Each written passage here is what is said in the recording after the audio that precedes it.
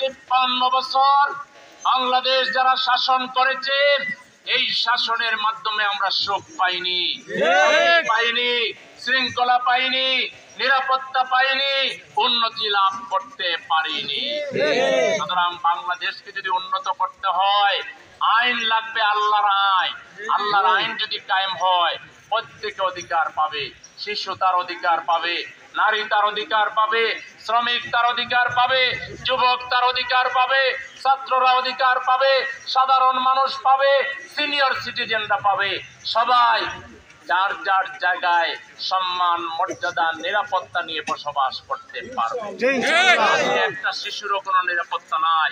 আপনার শিশুটা ঘর থেকে বের হয়ে যদি এদিক ওদিক চলে যায়, এই সমাজের এই লম্পট মানুষেরা তাকে ছিনতাই করে নিয়ে বিক্রি করে দিবে। শিশু থেকে বৃদ্ধ পর্যন্ত সমাজের একটা মানুষের জীবনে কোনো নিরাপত্তা নাই। এটার কারণ হলো আল্লাহর আইন বাদ দিয়ে যে আইনি পরিচালনা করা হোক না কেন, সেই আইনের মাধ্যমে মানুষ ধোঁকাবাজি শিখে, চুরি শিখে, মাস্তানি শিখে, ডাকাতি শিখে, দুর্নীতি শিখে, সমাজকে তারা তিলে তিলে খারাপের দিকে নিয়ে যায়।